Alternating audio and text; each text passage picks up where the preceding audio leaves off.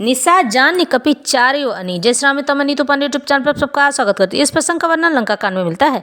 इस प्रसंग में रावण के नाना रावण को समझाते हैं कि कभी भी जानबूझकर शत्रुता मोल नहीं लेनी चाहिए। निशाचर कपि चार्यो अनि। आए जहाँ कौशला धनी। राम कृपा करी चितवा सबहि। भय विगत श्रम बानर तबहि। वहाँ दशानन सचिव हकारे। सब सन कहे सी सुभट जे मारे। आधा कटकु कपिन संहारा। कहो बेगी का करी विचार। माल्यवंत अति जरठ निशाचर। रावण मातु पिता मंत्री बर। बोला बचन नीति अति पावन। सुनहु तात कछु मोर सिखावन। जब ते तुम सीता हरि आनी। असगुन होहिन जाहि बखानी। वेद पुराण जासु जसु गायो। राम विमुख काहुन सुख पायो। हिरण्याक्ष भ्राता सहित मधु कैटभ बलवान। जेहि मारे सोई अवतेरयु कृपा सिंधु भगवान। काल रूप खलबन दहन। गुनागार धनबोध। शिव बिरंची जेहि सेवहि। तासो कवन विरोध।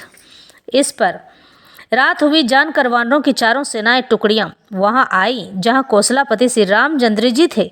श्री राम जी ने ज्यों ही सबको कृपा करके देखा त्यों ही ये वानर श्रम रहित हो गए, यानी कि थकावट से दूर हो गए। वहां लंका में रावण ने मंत्रियों को बुलाया और जो योद्धा मारे गए थे उन सबको सबसे बताया। उसने कहा, वानरों ने आधी सेना का संहार कर दिया है। अब शीघ्र बता क्या विचार यानी उपाय करना चाहिए। माल्यवंत नाम का एक अत्यंत बूढ़ा राक्षस था। वह रावण की माता का पिता अर्थात रावण का नाना था और ज्येष्ठ मंत्री भी था।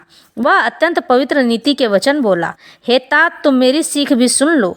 जब से तुम सीता को हरलाए हो तब से इतने अपशगुन हो रहे हैं कि जो वर्णन नहीं किए जा सकते हैं। वेद पुराणों ने जिनका यश गाया है उन श्री राम से विमुख होकर किसी ने सुख नहीं पाया है। हे भाई, हिरण्यकश्यपु सहित हिरण्याक्ष को और बलवान मधु कैटभ को जिन्होंने मारा था वे ही कृपा के समुद्र भगवान श्री राम रूप से अवतरित हुए हैं। जो काल स्वरूप हैं, दुष्टों के समूह रूपी वन के भस्म करने वाले अग्नि हैं, गुणों के धाम और ज्ञान घन हैं, एवं शिवजी और ब्रह्मा जी भी जिनकी सेवा करते हैं उनसे बैर कैसा। अतः बैर छोड़कर उन्हें जानकी जी को दे दो और कृपा निधान परम स्नेही श्री राम जी का भजन करो। रावण को उसके वचन बाण के समान लगे। वह बोला, अरे अभागे, मुंह काला करके यहाँ से निकल जा। तू बूढ़ा हो गया है, नहीं तो तुझे मार ही डालता। अब मेरी आंखों को अपना मुंह न दिखला।